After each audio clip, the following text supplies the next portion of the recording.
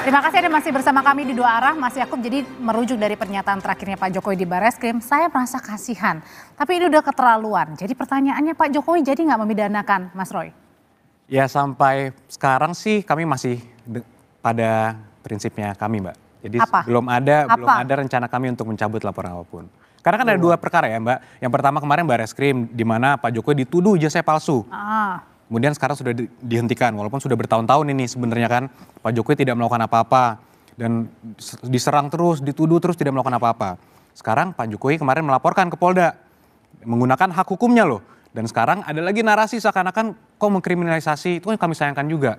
Bayangkan aja loh, yang melapor duluan siapa? Melapor duluan mereka.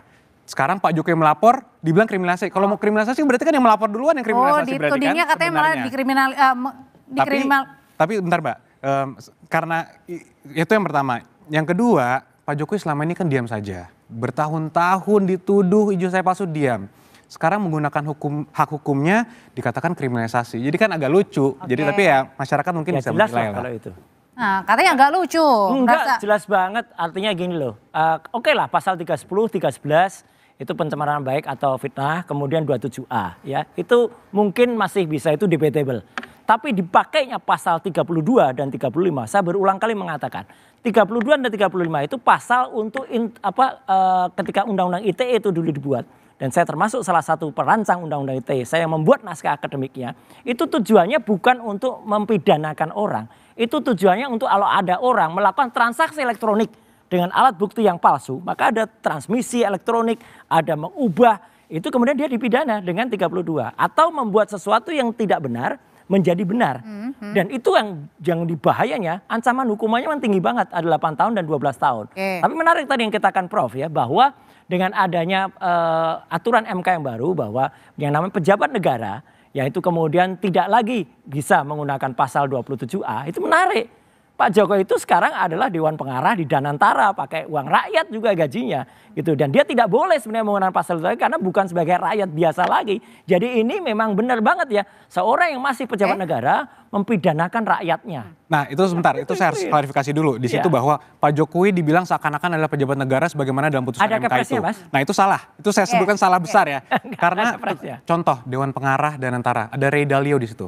Jadi Ray Dalio pejabat negara Indonesia Mas? Loh bukan, kalau itu kan dia orang asing. Ya bukan, itu kan itu ada keputusan resminya. Seorang Indonesia, Pak Jokowi itu warga negara Indonesia atau enggak? Pak Jokowi itu warga negara Indonesia atau tidak? Jadi ada caveatnya di situ gitu ya. Jangan dibelokkan. Enggak, Kecuali Pak dan Jokowi tentu ya, sudah bukan warga negara harus Indonesia. saya klarifikasi juga Mbak Audrey bahwa putusan MK-nya kalau dibaca dengan betul silakan mungkin teman-teman mahasiswa di sini setelah ini baca pertimbangan hukumnya semua di situ. Lembaga sebetulnya kan. Yang tidak boleh itu adalah lembaga. Karena lembaga negara tidak punya kehormatan. Betul sekali. Ini Pak Jokowi secara pribadi yang merasa bahwa dia dicemarkan nama baiknya, difitnah dan dia melaporkan sebagai pribadi. Jadi itu clear di situ Mbak. Sebetulnya yang penting lagi adalah sebetulnya apa yang dicari pelapor ini kan. Apa sebenarnya nih? Apa yang sebenarnya dicari? Termasuk Jokowi juga pelapor kan? Apa yang dicari? Kan mencari keadilan kan. Hukum tanpa keadilan kan seperti luka tanpa obat. Jadi itu kan sangat sedih bangsa kita ini kemudian berdebat, kemudian beradu di pengadilan, saling mempidanakan tanpa ujung keadilan buat bangsa dan negara. Karena satu sisi ada yang merasa keterlaluan, satu sisi ada yang merasa lagi ini dikriminalisasi. Ini jadi gimana biar kasusnya selesai? Ya kalau pasal-pasal hukumnya itu diselewengkan, tidak digunakan tujuannya, yaitu kriminalisasi jelas. Apalagi ya gini, pasal itu untuk transaksi elektronik. Clear. Ya memang sebetulnya undang-undang itu dulu katanya ada legislative error. Ada kesalahan penyusunan undang-undang. Jadi ini undang-undang administratif tapi menunjukkan pidananya. Oke, satu sisi ada yang merasa keterlaluan, satu sisi ada yang merasa dikriminalisasi. Ini endingnya gimana? Kalau kami kan Mbak tentunya tidak pakai perasaan. Kalau kami dari pelapor kan tentunya memiliki hak hukum ya. Ini semua pelapor pun memiliki hak hukum untuk melaporkan suatu peristiwa dan melaporkan hal-hal yang ini diduga tindak pidana apa itu hak hukum. Seperti juga laporan Barreskrim mereka melaporkan apapun itu merupakan hak hukum. Nanti kita serahkan kepada para penyelidik dan para penyidik untuk menilai kira-kira terbukti atau tidak. Kalau terbukti akan ditingkatkan ke penuntutan dan pemeriksaan persidangan. Begitu. Oke. Kalau gitu pertanyaannya ke Pak Susno, ini endingnya mau kemana nih? Apakah harus memang di pengadilan atau ini kan masih ada mediasi atau saya perdata nih di Solo? Iya, sudah di pengadilan di Sleman, di Solo ya. Juga sudah ada. Saya sependapat dengan Profesor bahwa endingnya itu adalah di keadilan. Bisa keadilan itu didapatkan kalau paling panjang jalannya itu di pengadilan. Pengadilan pun masih panjang sampai ke PK.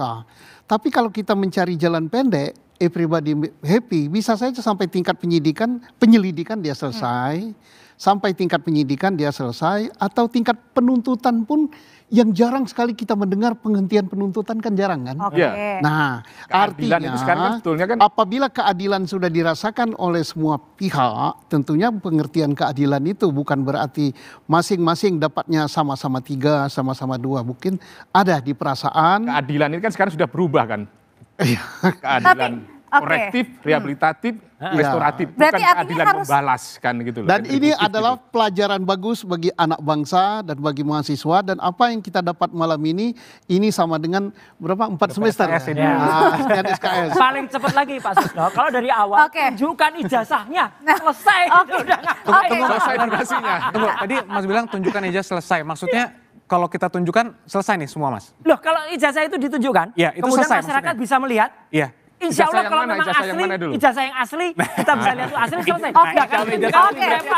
Akan dipermasalahkan lagi kan? Pak Suwardi, kalau gitu pertanyaannya adalah berarti tidak harus sampai di pengadilan karena kan baru-baru ini Barreskrim saja akan berkoordinasi dengan Polda terkait dengan laporan yang diajukan. Ya saya kira akan sampai ke pengadilan. Harus sampai. Kemungkinan besar. Kalau saya kemudian pelapor, pengadu, tidak percaya proses hukum yang Tapi sedang masih berjalan, mungkin nggak, ini kan udah ditutup. masih mungkin saja bahwa pihak pelapor mungkin merasa keberatan dengan kesimpulan tadi itu. Oh gitu bisa? Bisa saja dibuka. Oke. Karena kan masih penyelidikan, bisa saja kemudian ada koreksi-koreksi tadi itu kan tahapannya masih panjang. Apalagi di Polda Metro Jaya. Menarik betul ini bagaimana kolaborasi Polda Dengan Barreskrim. Barreskrim kan. Oke. Ada perkara ini di sana pelapor, di sini pelapor, di sana terlapor. Jadi masih endingnya masih panjang, siap-siap. Jadi panjang. masih aku Mas Roy Masih ya. bisa berapa episode 2 arah lagi. Oke baik, terima kasih Mas Roy, Pak Suparji, Pak Susu, terima kasih Mas Yakob, terima kasih. Saudara, demikianlah 2 arah malam hari ini. Saya Audrey Chandra pamit undur diri. Selamat malam, sampai jumpa lagi.